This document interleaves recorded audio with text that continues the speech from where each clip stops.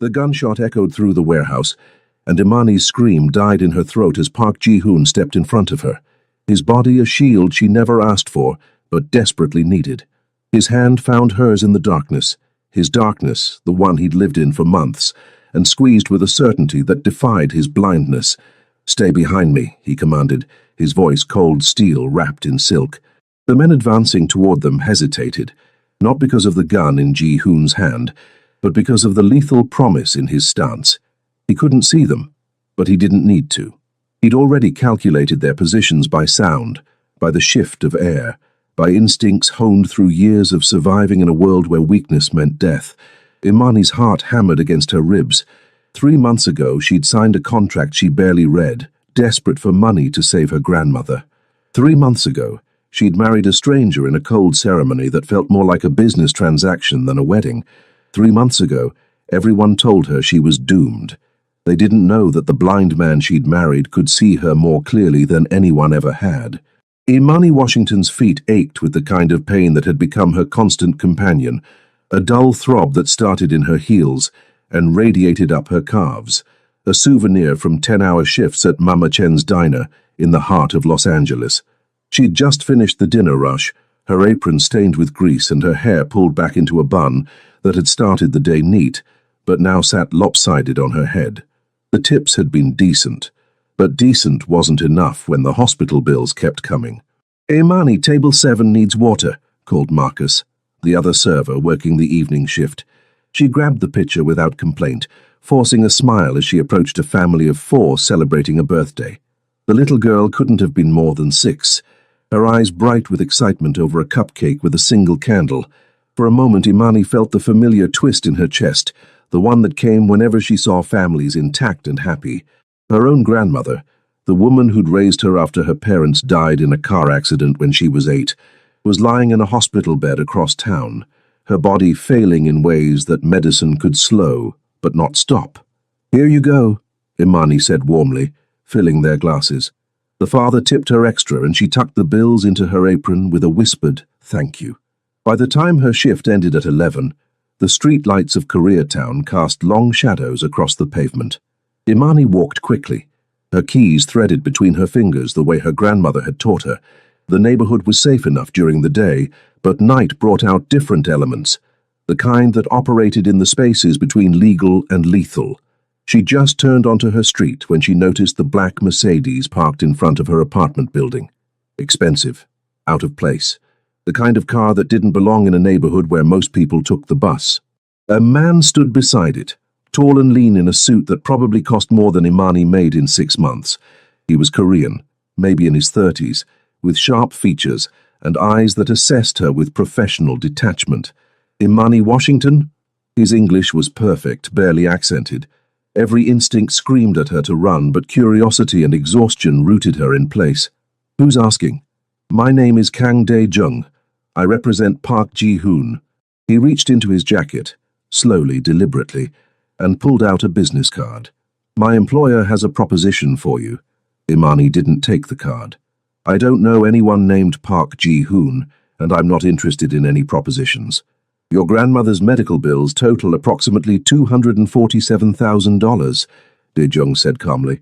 "The hospital has given you 30 days before they transfer her to a public facility where the quality of care will be significantly reduced. My employer is prepared to pay those bills in full, plus provide you with a monthly stipend of $10,000. The number hit Imani like a physical blow. She'd been drowning in debt for months, picking up extra shifts, skipping meals, selling everything she owned of value. $247,000 would save her grandmother's life. "What's the catch?" Her voice came out steadier than she felt. "A marriage contract. 1 year. You would live in Mr. Park's residence, present yourself as his wife at necessary functions, and maintain absolute discretion about the arrangement. After 1 year, you receive a divorce and an additional $200,000. Imani laughed, the sound bitter and tired. "This is insane. Why would anyone—" "Mr. Park has his reasons," Dae-jung interrupted smoothly. "Reasons that don't concern you beyond the terms of the contract. You have 24 hours to decide. If you agree, Bring identification to this address tomorrow evening at 7. He placed the card on the hood of a nearby car. If you don't show, we'll never contact you again, and you can forget this conversation ever happened. He got into the Mercedes without another word, and Imani watched the taillights disappear around the corner. She stood there for a long moment before picking up the card. The address was in Hancock Park. Old money, serious security, a different world. Inside her cramped studio apartment, Imani stared at her grandmother's photo on the bedside table. Lorraine Washington had worked 3 jobs to raise her, had sacrificed everything to make sure Imani graduated high school, had taught her about strength and dignity and faith. Now she was dying, and Imani was powerless to stop it. Unless she wasn't. The contract was insane, probably illegal in ways she couldn't even imagine, but it was also a lifeline thrown to a drowning woman, and Imani had never been good at letting go of lifelines. She didn't sleep that night. Instead, she researched. Park Ji-hoon's name appeared in business journals: real estate mogul, tech investments, philanthropic donations to Korean cultural centers. The legitimate face was impressive, but Imani knew how to read between lines. There were gaps in his history, connections to people whose names appeared in crime reports, a careful distance maintained between his public persona and the whispers that followed certain Korean businesses in LA. Mafia. The word sat heavy in her mind. She was considering marrying into the Korean mafia. At 6:30 the next evening, Imani stood in front of her mirror, her natural hair styled in twists, wearing the only dress she owned that could pass for formal, a simple black sheath she'd bought second-hand for a friend's funeral. Her brown skin glowed under the harsh bathroom light, and she met her own eyes with a mixture of determination and terror. "Forgive me, Grandma," she whispered. The house in Hancock Park was a mansion, all clean lines and understated wealth behind iron gates that opened automatically as her Uber approached. Dae-jung met her at the door, his expression unchanged from the night before. "Miss Washington, this way." The interior was stunning. Hardwood floors, contemporary art, floor-to-ceiling windows that overlooked a manicured garden. But Imani barely noticed the decor because her attention locked onto the man standing by the window. Park Ji-hoon was beautiful in a way that seemed almost unfair, tall, broad-shouldered, with the kind of face that belonged in magazines. His black hair was perfectly styled, his suit tailored to emphasize his build. But it was his eyes that caught her, dark, intense, and staring at a point 3 feet to her left. He was blind. The realization hit her like cold water. This powerful, dangerous man couldn't see. "Miss Washington has arrived," Dae-jung announced. Ji-hoon's head turned toward her voice with uncanny precision, but his gaze remained unfocused. "Thank you, Dae-jung. Leave us." His voice matched everything else about him, deep, controlled, with an edge that suggested violence was always an option. Imani's heart raced as the door closed behind Dae-jung, leaving her alone with a blind mob boss. "You came," Ji-hoon said. "It wasn't a question. You're paying off $250,000 in debt. Of course I came." Imani lifted her chin, refusing to be intimidated despite every instinct screaming that she was in over her head. "But I have questions." "I'm sure you do." Ji-hoon moved toward a chair with the kind of spatial awareness that suggested he'd memorized every inch of this room. He sat with casual grace, gesturing to the sofa across from him. "Sit. Ask." Imani sat. "Why me? There are thousands of women in LA who'd jump at this offer, but only one who fits my specific requirements," Ji-hoon replied. "You have no family beyond your grandmother, no romantic attachments, no social media presence. You work hard, keep your head down, and need money desperately enough to consider a proposition that any sane person would refuse. Most importantly, you have no connections to my world, which means no conflicting loyalties. You investigated me. It should have felt creepy. Instead, it felt oddly practical. Thoroughly. I know you graduated high school with honors but couldn't afford college. I know you send half your paycheck to the hospital. I know you volunteer at the community center on Sundays when you're not working. I know you're smart, careful, and loyal." Ji-hoon's lips curved into something that might have been a smile. "You're perfect." "Perfect for what, exactly?" "For convincing certain people that I've settled down, that I'm focused on domestic life rather than business expansion, that I'm vulnerable." His eyes still didn't find hers, but the intensity in his voice made up for it. People make mistakes when they think their opponent is weak. I intend to capitalize on those mistakes. You want to use me as bait. The words felt cold on Imani's tongue. I want to use you as camouflage, Ji-hoon corrected. No one will be targeting you. They'll be targeting me and finding me much more prepared than they anticipated. And if you're wrong, if they do come after me, then they'll discover that everything I own is protected with lethal efficiency. Ji-hoon leaned forward, and even without being able to see her, his presence was overwhelming. I don't fail to protect what's mine, Miss Washington. Sign this contract and you become mine. That means no harm comes to you, ever. The possessiveness in his tone should have been a red flag. Instead, it sent an unexpected shiver down Imani's spine. She blamed exhaustion and stress for the flutter in her stomach. 1 year, she said, and then I'm free. 1 year, Ji-hoon agreed. The contract is on the table beside you. Read it carefully. I'll answer any questions. Imani read. The terms were exactly as Dae-jung had outlined. Marriage, cohabitation, public appearances, absolute discretion. The compensation was staggering. The penalties for breach of contract were terrifying. But at the bottom, in stark black ink, was the clause that made her hand tremble. All medical expenses for Lorraine Washington will be paid in full within 24 hours of contract execution. She thought of her grandmother's smile, of the life that had been poured into raising her, of the debt that was killing her as surely as any disease. Where do I sign? The wedding was nothing like Imani had imagined when she was a little girl dreaming of fairy tales. No white dress, no flowers, no guests. Just her, Ji-hoon, Dae-jung, and a lawyer in a sterile office downtown. Ji-hoon's hand found hers for the ring exchange with surprising ease, his fingers warm against her cold ones. The wedding band he slid onto her finger was simple platinum, expensive but understated. You may kiss the bride, the officiant said, sounding bored. Ji-hoon's hand came up to cup her cheek, his thumb finding her lips with gentle precision. The kiss was brief, chaste, but Imani felt it all the way to her toes. His lips were soft, his touch careful, and when he pulled away, something in his expression had softened almost imperceptibly. Mrs. Park, he murmured, and the name felt foreign on Imani's ears. By evening, she was moving into the Hancock Park mansion with her 3 suitcases of belongings. A housekeeper named Mrs. Kim, a stern Korean woman in her 60s, showed Imani to her room with barely concealed disapproval. Master's room is at the end of the hall, Mrs. Kim said in heavily accented English. You do not go there, you do not disturb, understand? Understood, Imani replied, too tired to be offended. Her room was larger than her entire previous apartment, with an ensuite bathroom that had a tub big enough to swim in. The bed was massive, covered in high-thread count sheets that probably cost more than her monthly rent used to. Imani sat on the edge and called the hospital. Your grandmother's bills have been paid in full, the nurse told her, sounding shocked. All of them, and she's been moved to a private suite. I don't know what you did, but— Thank you, Imani interrupted, her voice breaking. Can I visit tomorrow? Of course. She's been asking for you.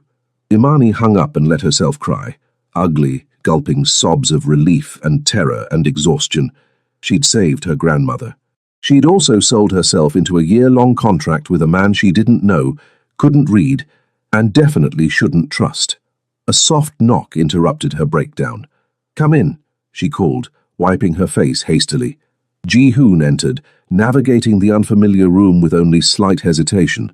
He'd changed into casual clothes, black slacks and a white button-down that he'd left partially unbuttoned, revealing a hint of a tattoo on his collarbone. Imani quickly looked away, feeling intrusive even though he couldn't see her staring. Mrs. Kim said you were upset, he said, stopping a respectful distance from the bed. I'm fine, just processing. Imani took a shaky breath. The hospital called. My grandmother's bills are paid, thank you. That was the agreement. Ji-hoon tilted his head, listening. You've been crying. How do you— Your breathing is uneven, your voice is thick. I can hear it. He moved closer, his hand reaching out until it found the bedpost. I need you to understand something, Imani. This arrangement is transactional, but I'm not cruel. You're in my home, under my protection. If you need something, you ask. I need to know I didn't just make the biggest mistake of my life, Imani said honestly. Ji-hoon's expression was unreadable. That depends on your definition of mistake. You saved your grandmother. You secured your financial future. You'll live in comfort for a year. Those aren't small things. And in exchange, I'm married to a crime lord who's using me as a decoy. Imani stood, suddenly needing to move. Forgive me if I'm not thrilled about the arrangement. Crime lord. Ji-hoon's lips twitched. Dramatic. I prefer businessman with unconventional methods. Is that what we're calling the Korean mafia now? We're calling it whatever keeps you safe and compliant. The humor vanished from his voice. I need you to trust me, Imani, or at least trust that I have significant motivation to keep you alive and unharmed. My entire plan relies on you playing your role convincingly. What role exactly? Stand around and look pretty. Stand around and look devoted, Ji-hoon corrected. We have a charity gala next week. Several business associates will be there, people who need to believe I'm distracted by domestic bliss. You'll wear something beautiful.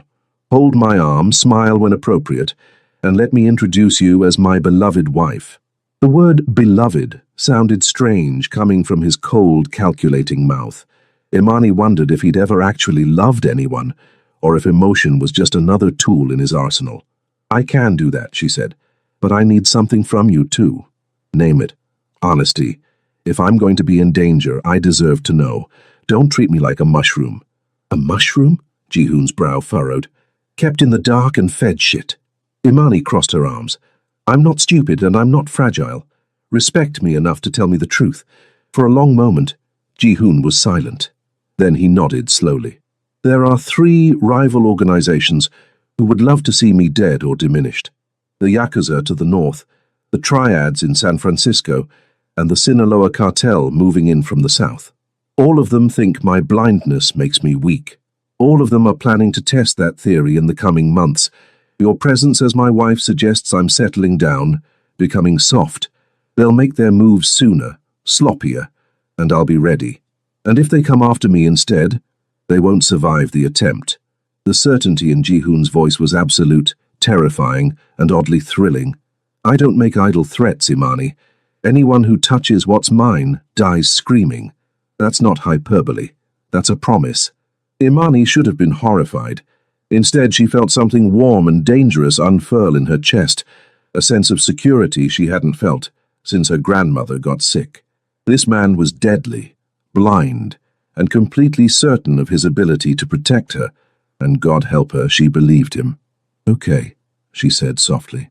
I'll play devoted wife, but Ji-hoon, don't make me regret this more than I already do. I'll do my best.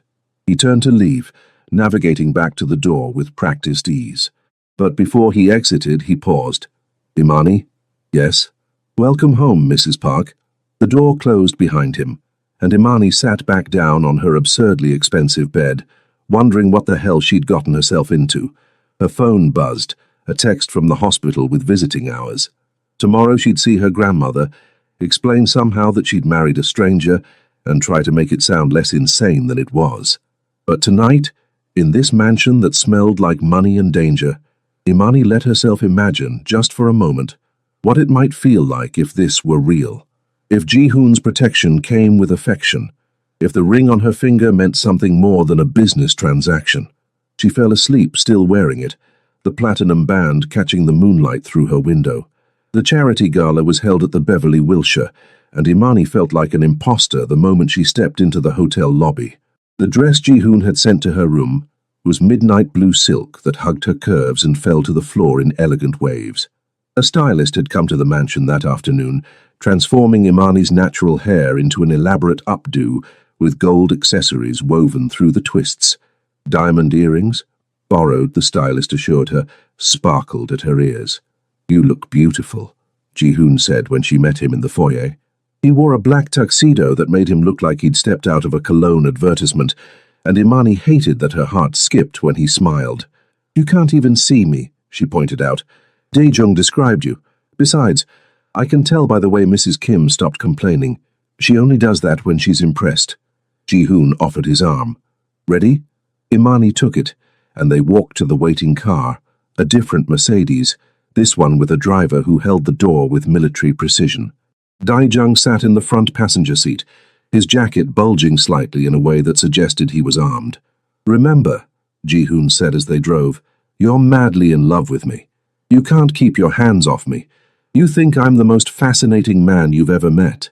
"That's a lot of acting," Imani muttered. "You'll manage. Just think about the 200,000 waiting for you at the end of the year." The ballroom was stunning. Crystal chandeliers, ice sculptures, women in gowns that cost more than cars. Imani felt eyes turn toward them as they entered, curiosity and speculation written on every face. Ji-hoon moved through the crowd with confidence, his hand at the small of Imani's back, his spatial awareness so perfect that no one would guess he couldn't see. "Park Ji-hoon," a voice called. A Korean man in his 50s approached, his smile sharp. "I heard rumors of a wedding." "I didn't believe them." "Lee Sang-min," Ji-hoon said smoothly. "Allow me to introduce my wife, Imani." Imani extended her hand, and Lee kissed it with exaggerated politeness, but his eyes were cold, assessing. "American," he said in Korean, apparently assuming she couldn't understand. "African-American," Imani corrected in English, her smile never faltering. "It's a pleasure to meet you, Mr. Lee." Lee's eyebrows rose.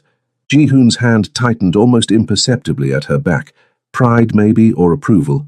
"Your wife is full of surprises," Lee said, switching back to English. "Tell me, how did you two meet?" "She saved my life," Ji-hoon said before Imani could speak. 6 months ago, I was crossing the street, didn't hear the car coming. She pulled me back just in time." The lie was smooth, practiced. Imani wondered how many times he'd rehearsed it.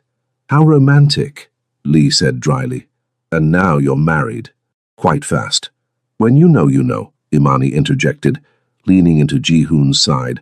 "I couldn't imagine my life without him." Lee studied them both for a long moment, then smiled without warmth. "I wish you happiness then. Marriage is complicated." He walked away, and Ji-hoon's hand slid up to cup the back of Imani's neck, a gesture that looked affectionate, but felt like a warning. "Well done," he murmured. "But we're being watched. Kiss me." "What?" "Kiss me like you mean it. Now." Imani turned into him, rising on her toes to press her lips to his, but Ji-hoon wasn't satisfied with chaste. His hand tangled in her hair, the other pulling her flush against him as he kissed her with an intensity that stole her breath. His tongue swept past her lips, claiming, possessing, and Imani forgot they were pretending, forgot they were in public, forgot everything except the heat of his mouth and the hard press of his body. When he finally pulled back, Imani was dizzy. Ji-hoon's eyes were still unfocused, but his pupils were dilated, his breathing uneven. "That should convince them," he said, his voice rough. "Yeah," Imani managed. "Convincing." The rest of the evening passed in a blur of introductions and careful lies. Imani played her part perfectly, the devoted wife, the woman who looked at her husband like he hung the moon. And the terrifying part was how easy it became, how natural it felt to touch him, to lean into his space, to laugh at his dry comments that only she could hear. They were dancing, Ji-hoon navigating the floor through sound and memory, when he spoke again. "Someone is following us." Imani's smile didn't falter, but her heart raced. "Where?" 3 o'clock, grey suit. "He's been tracking us since we arrived." Ji-hoon pulled her closer, his lips at her ear. "When this song ends, go to the ladies' room. Daejung will follow.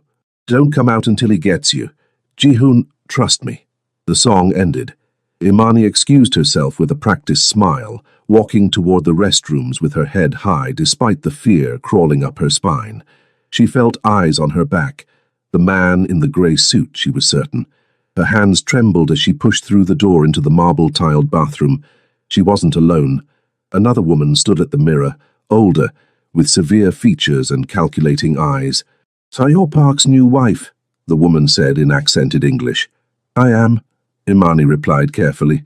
"Tell him the Lotus Triad sends their regards." The woman's smile was a knife. "And their congratulations on such a beautiful bride. It would be a shame if something happened to her." She left before Imani could respond, and suddenly Daejung was there, his hand on Imani's elbow. "Are you hurt?" "No, but—" Imani recounted the encounter, watching Daejung's expression darken. "Come, we're leaving." Ji-hoon was already at the entrance when they arrived. his posture tense. He didn't speak until they were in the car, doors locked, speeding away from the hotel. "What did she say?" he asked, his voice deadly calm. Imani repeated it. Ji-hoon's jaw clenched, a muscle ticking in his cheek. "They threatened you," he said. Not a question. "They threatened a hypothetical future harm," Imani corrected. "It's different. Not to me." Ji-hoon turned his head toward her, and even though he couldn't see, Imani felt the weight of his rage. "No one threatens what's mine. No one." "I'm not actually yours," Imani said softly. "This is fake, remember? The contract is real. The ring is real. The protection is real." Ji-hoon reached out, his hand finding hers with unerring accuracy. "And the consequences for threatening you are very, very real." His thumb stroked across her knuckles, the gesture at odds with the violence in his voice. Imani should have been terrified. Instead, she felt that dangerous warmth again, the one that whispered she was safer with this blind, deadly man than she'd ever been in her life. "What happens now?" she asked. "Now?" Ji-hoon's smile was cold. "Now I remind the triads why it's a mistake to test me, and you, my devoted wife, stay home where you're safe." "Not a chance," Imani said. "You said honesty, remember? I'm in this now. I deserve to know what's coming." Ji-hoon was silent for a long moment. Then he nodded, just once. "Then you'll know." "But Imani." "Yeah? When things get dangerous, and they will, you do exactly what I say. No arguments. Your life depends on it." Imani squeezed his hand, feeling the calluses she hadn't noticed before. Evidence of violence, of survival. Deal. The car pulled up to the mansion, and as they walked inside, Ji-hoon's hand never left the small of her back. Protective, possessive, real in ways that terrified Imani more than any threat from the triads ever could. Because somewhere between the wedding and tonight, the lines between fake and real had started to blur, and Imani wasn't sure she wanted to find them again. The next morning, Imani woke to raised voices outside her door. She pulled on a robe and emerged to find Ji-hoon and Dae-jung in heated discussion in Korean. Both men stopped when they noticed her. "What's wrong?" Imani asked.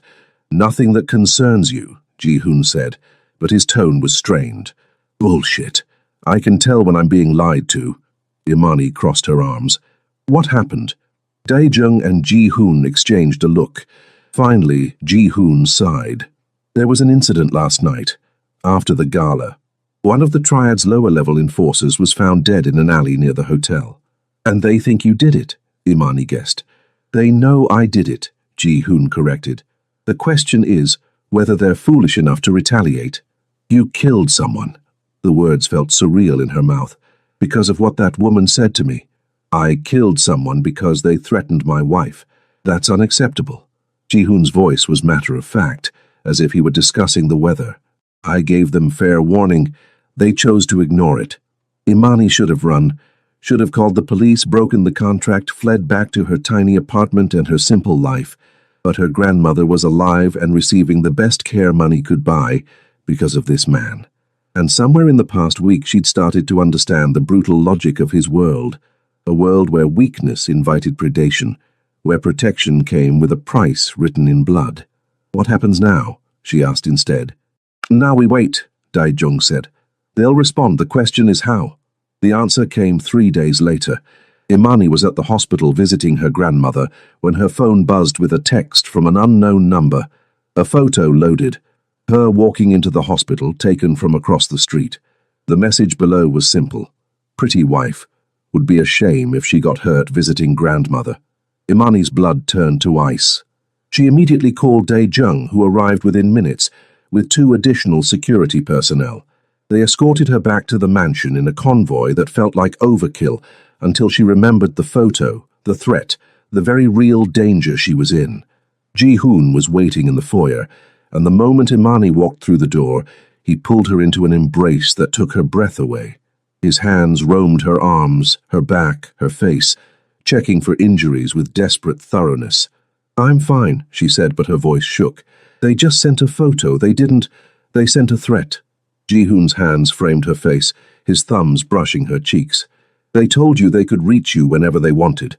That's not fine, Imani. That's war." "Then maybe we should She stopped, unsure what she was even suggesting. Run, hide, surrender. Should what? Ji-hoon's voice was dangerously soft. Should I let them think they can intimidate me by threatening you? Should I show weakness and invite every organization in California to take their shot? I didn't build what I have by backing down, and I sure as hell won't start now, even if it gets me killed.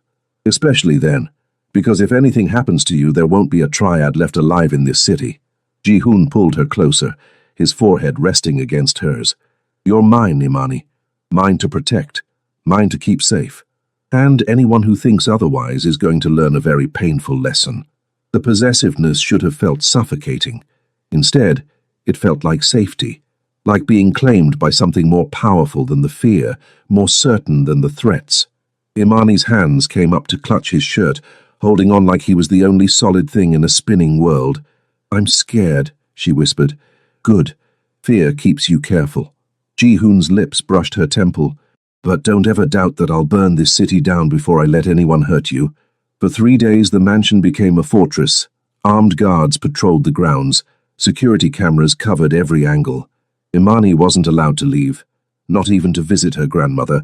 Mrs. Kim brought meals to her room and the isolation started to feel like a cage.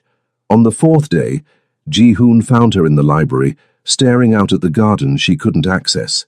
You're angry, he said. I'm trapped, Imani corrected. There's a difference. You're safe. There's no difference that matters more. Ji-hoon moved to stand beside her, his shoulder brushing hers. Tell me what you're thinking. I'm thinking I traded one prison for another. At least when I was poor I could go where I wanted. Now I'm rich and trapped in a mansion with guards and guns and a husband who kills people. Imani turned to face him. Is this really my life now? For now. Until the triads realize their threats won't work. Ji-hoon reached out, his hand finding her arm and trailing up to her shoulder. I know this is hard, but I need you to trust that I know what I'm doing. Do you? Imani challenged. Because from where I'm standing, it looks like you poked a hornet's nest and now we're both getting stung. They poked first. I'm just making sure they regret it. Ji-hoon's hand cupped her cheek, and Imani found herself leaning into the touch despite her anger. 1 more week, that's all I need. 1 week to handle this and then you can have your freedom back. Visit your grandmother. Walk outside. Live your life. While married to you? While protected by me, Ji-hoon corrected. There's a difference. But was there? Imani studied his face. The sharp jawline, the full lips, the unseeing eyes that somehow found hers anyway. In the past 2 weeks, she'd learned to read his micro-expressions, the subtle shifts that indicated mood. Right now he was worried, genuinely deeply worried in a way his calm voice didn't reveal. Ji-hoon, she said softly. Are you scared? His jaw clenched. I don't get scared. Liar. For a long moment he was silent. Then quietly, I'm terrified. Not for myself, I've been in worse situations, but for you. You're the variable I can't control, the weakness I can't eliminate. Every threat against you is a knife to my gut, and I can't see them coming. I can't watch your back the way I need to. And that scares me more than anything has in years. The admission cost him. Imani could tell by the way his shoulders tensed, the vulnerability he'd let slip past his defenses. She stepped closer, her hands coming up to rest on his chest. Then let me help, she said. Stop treating me like breakable porcelain. I'm stronger than I look. I know you are. That's not the point. Ji-hoon's hands found her waist, pulling her flush against him. The point is that you shouldn't have to be strong. You shouldn't have to fight. That's my job. And what's my job? Stand around looking pretty and scared. Your job is to stay alive and drive me crazy with worry. Ji-hoon's lips quirked into something almost like a real smile. You're excelling at both. Imani laughed despite herself, the sound breaking the tension. You're impossible. I've been told. Ji-hoon's hand slid up her back, one tangling in her hair. Imani. Yeah? Thank you. For what? For not running. For trusting me even when you shouldn't. For being stronger than anyone should have to be. His voice dropped to a whisper. For being mine. And then he was kissing her. Not for show, not for an audience, but because he wanted to. His mouth claimed hers with desperate intensity, and Imani kissed him back with equal fervor, her hands fisted in his shirt, pulling him closer, and Ji-hoon made a sound low in his throat that sent heat racing through her veins. When they finally broke apart, both breathing hard, Imani rested her forehead against his chest. "This is a bad idea," she murmured. "Terrible," Ji-hoon agreed. "Want to do it again?" "Absolutely." This time the kiss was slower, deeper, full of promises neither of them should make. When Ji-hoon finally pulled back, his expression was dazed, vulnerable in a way she'd never seen. "1 week," he said. "Give me 1 week to end this, and then we'll figure out what the hell we're doing." "Deal." But the universe, it seemed, had other plans. That night at 3 a.m, an explosion rocked the mansion, and Imani's world shattered into flames and gunfire, and Ji-hoon's voice shouting her name through the chaos. The explosion came from the east wing, far enough from the bedrooms that no one was hurt, but close enough to wake everyone with its thunderous roar. Imani stumbled out of bed, ears ringing, to find Ji-hoon already at her door, Dae-jung at his shoulder. "Get dressed." "Dark clothes, comfortable shoes," Ji-hoon commanded. "We're leaving now." "What's happening?" The triads decided to escalate. The explosion was a distraction. There are armed men at the perimeter. Ji-hoon's hand found her arm, squeezing once. 3 minutes, move. Imani moved. She threw on jeans, a black sweater, sneakers, grabbed her phone and the small bag she kept packed, a habit from childhood, when moving fast meant survival. When she emerged, Ji-hoon was wearing tactical gear, a gun holstered at his hip. The sight should have been terrifying. Instead, it was oddly reassuring. "Basement," Dae-jung said. "Tunnel to the garage 3 blocks over. Cars already there." They moved through the mansion like shadows, Mrs. Kim and the household staff already evacuated through a different route. The sounds of gunfire echoed from outside, Ji-hoon's security engaging the attackers. Down a flight of stairs, through a wine cellar to a hidden door that opened onto a narrow concrete tunnel. "Stay close," Ji-hoon said, taking Imani's hand. "Watch for—" The first gunman appeared at the tunnel's far end, raising his weapon. Dae-jung fired twice and the man dropped. Ji-hoon pulled Imani behind him, his body a shield as more shots rang out. She felt him flinch, a bullet grazing his arm, but he didn't slow. "Keep moving," he growled. The tunnel seemed endless. More gunmen appeared, and Dae-jung handled them with brutal efficiency, while Ji-hoon navigated by memory and sound, pulling Imani along. They burst out into a garage, where a nondescript sedan waited, engine running. "Get in," Ji-hoon ordered, pushing Imani toward the back seat. But before he could follow, another explosion, closer this time, rocked the structure. The ceiling cracked, concrete raining down. "Go!" Dae-jung shouted at the driver. "Get her out of here." "Not without him!" Imani screamed, reaching for Ji-hoon. But Ji-hoon was already pushing her back, his face set in grim determination. "Dae-jung will get me out. You need to go, now." "No!" Imani fought against the hands pulling her into the car. "Ji-hoon, please, I'll find you," he said. And then the door slammed shut and the car was moving, accelerating away from the garage as another explosion lit up the night behind them. Imani pressed her face against the window, watching the flames grow smaller, and felt something crack inside her chest. The terror wasn't about her own safety anymore. It was about the blind man she'd left behind in a collapsing garage, the husband who'd become something more than a contract, the man she'd realized too late she was falling for. "Where are we going?" she asked the driver, her voice hollow. "Safe house, Koreatown. Mr. Park's orders." The safe house was a modest apartment above a Korean restaurant, sparsely furnished but secure. 2 guards stayed with Imani, but she barely noticed them. She sat by the window, phone clutched in her hand, waiting for news. Hours passed. Dawn broke over Los Angeles. Her phone finally buzzed with a text from an unknown number. "Package secure. Coming to you." Imani sagged with relief so intense she felt sick. He was alive. Ji-hoon was alive. He arrived an hour later, Dae-jung supporting him. His arm was bandaged, his face smudged with soot, his clothes torn and bloody, but he was walking, breathing, searching the room with his unfocused gaze until he found her. "Imani," he said, and the raw relief in his voice broke her. She crossed to him in 3 strides, throwing her arms around him with enough force to make him stagger. Ji-hoon caught her, one arm banding around her waist, the other burying in her hair. He was trembling. This powerful, deadly man was shaking in her arms. "I thought—" Imani couldn't finish the sentence. "I thought you were dead." "Not yet." Too stubborn. Ji-hoon's hand cupped the back of her head, holding her against his chest. "Are you hurt? Did anyone touch you?" "I'm fine. You're the one bleeding." "Surface wound. Dae-jung patched me up." Ji-hoon pulled back just enough to run his hands over her face, her shoulders, her arms, checking for injuries with the same desperate thoroughness as before. "I'm sorry. I'm so sorry you had to go through that." "Don't apologize for keeping me alive," Imani said fiercely. "Just promise me you'll stay alive too." "I promise." Ji-hoon's forehead rested against hers, their breaths mingling. "But Imani, we need to talk about what happens next. Let me guess. More hiding, more guards, more waiting for the next attack." "No." Ji-hoon's voice was steel. "No more hiding. They attacked my home, threatened my wife, tried to kill me in my own tunnel. That's a declaration of war, and I'm done being defensive." "What are you saying?" "I'm saying it's time to end this. Permanently." Ji-hoon's hands framed her face, and even though he couldn't see her, his gaze felt like it burned straight through to her soul. "But I need to know you're safe first. I need to know that if something goes wrong—" "Nothing's going wrong," Imani interrupted, "because I'm coming with you."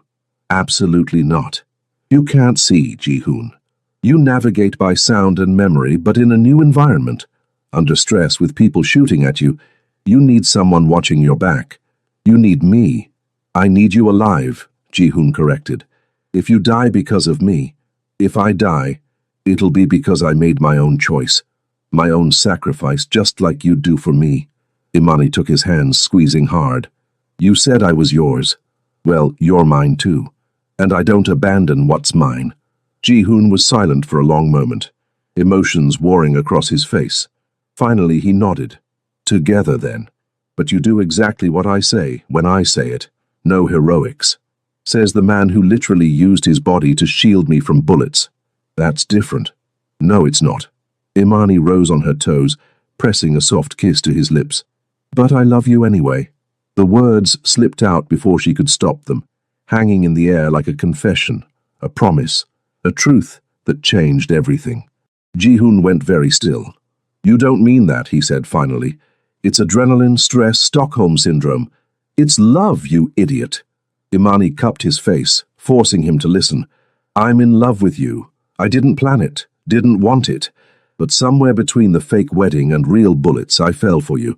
And I need you to know that before we walk into whatever hell you're planning."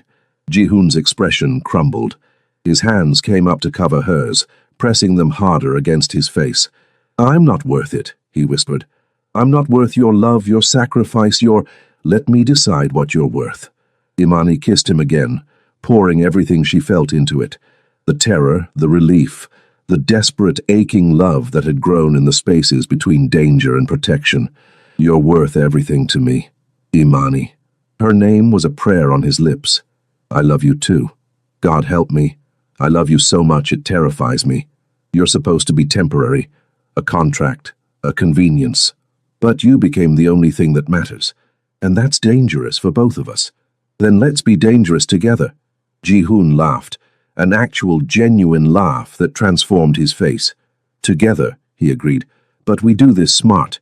Dae-jung has a plan." The plan was insane, brilliant, and required Imani to play the role of her life. That night, she walked into the Lotus Triad's headquarters, a nightclub in Chinatown, wearing a wire and a prayer. The woman from the gala, the one who'd threatened her, met her at the door. "Mrs. Park, how bold of you to come here." "I need to make a deal," Imani said, her voice steady despite her racing heart.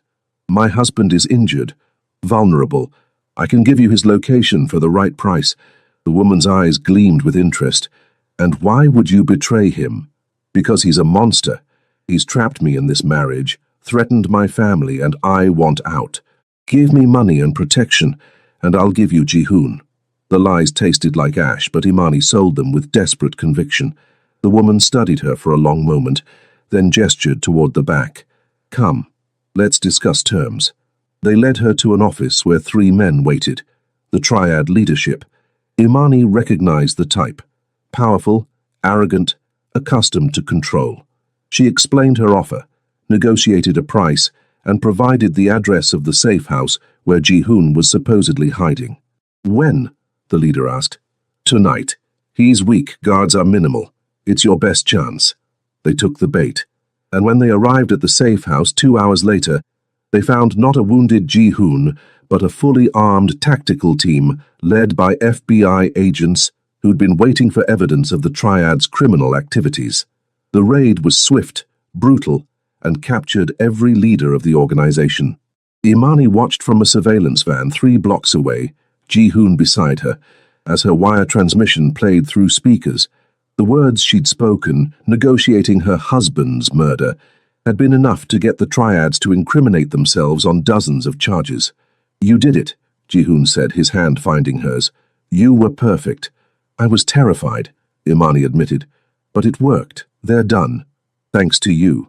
Ji-hoon pulled her close, and for the first time since the explosion, Imani felt like she could breathe. "You saved us both." The FBI agent in charge, a woman named Chen, who'd apparently been working with Ji-hoon for months on this operation, approached. "Mr. Park, Miss Washington, we have enough to put these guys away for life. You're both free to go." "And his blindness?" Imani asked suddenly, a suspicion forming. Chen glanced at Ji-hoon, who sighed. "It's temporary. The doctors said I'd regain sight within 3 to 6 months. The surgery to remove the scar tissue is scheduled for next week." "You lied to me," Imani said slowly. "I needed the triads to think I was vulnerable, needed everyone to underestimate me." Ji-hoon turned toward her, his expression earnest. "But everything else, the marriage, the protection, the feelings, none of that was a lie." Imani should have been angry. Instead, she felt a strange sort of relief. "So you're going to be able to see me soon." "Terrifying thought," Ji-hoon said with a small smile. "What if I don't like what I see?" "Then you're an idiot." Imani kissed him, quick and fierce. "Because I'm gorgeous." "I know. Daejung told me."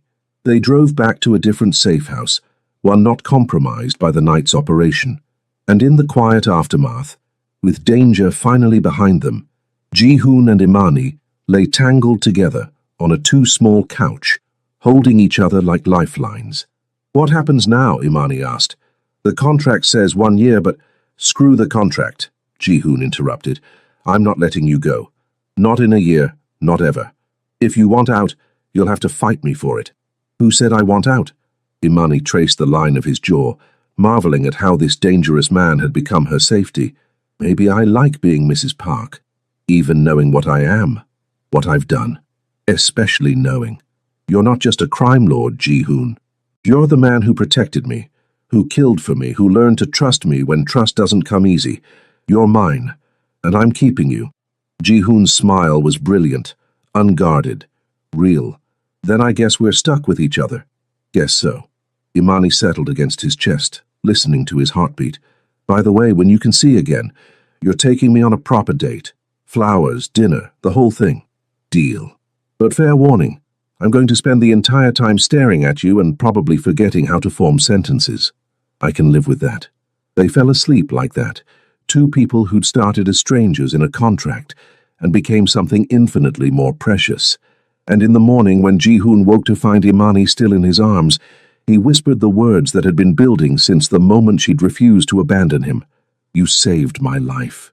You saved my life." "In every way a person can be saved."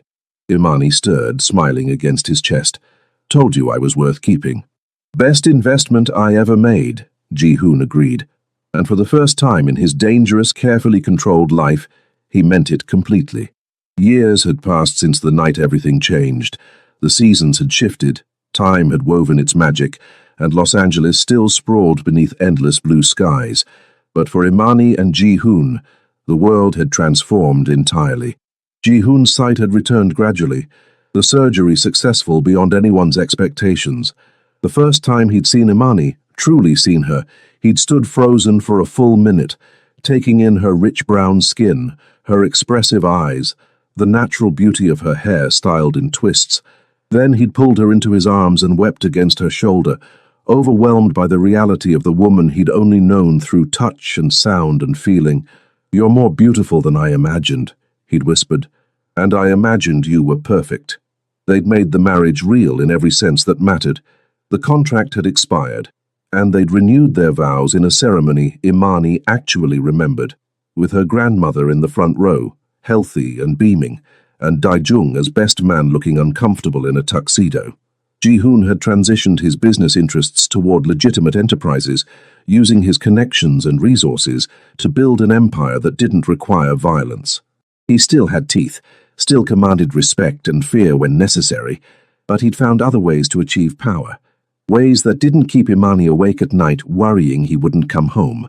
Imani had finished her degree, studying business and working alongside Ji-hoon to understand the empire she'd married into. She'd proven herself sharp, strategic, and utterly fearless in negotiations.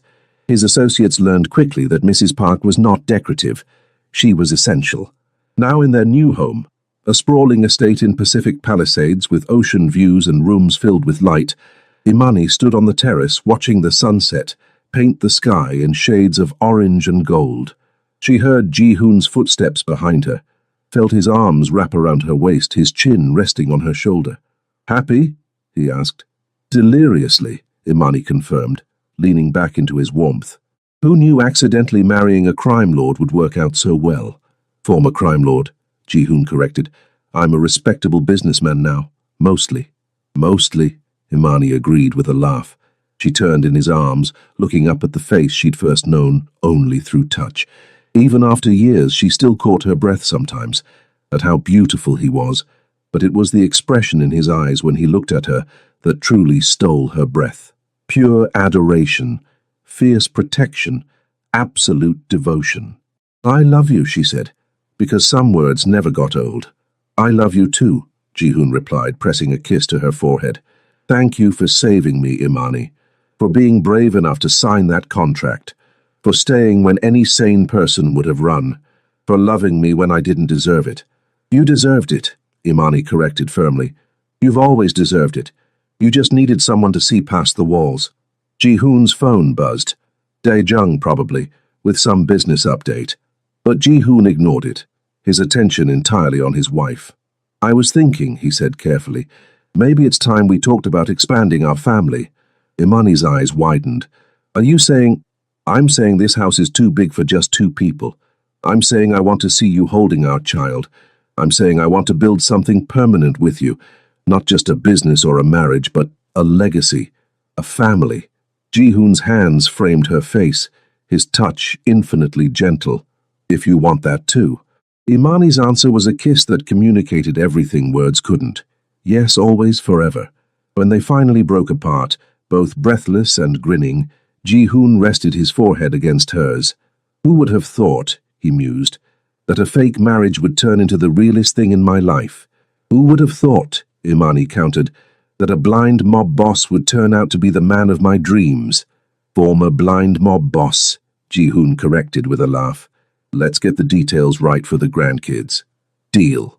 Imani took his hand, leading him back inside their home, their real home, built on love and trust, and the kind of partnership that survived bullets and explosions and danger. "Come on, husband.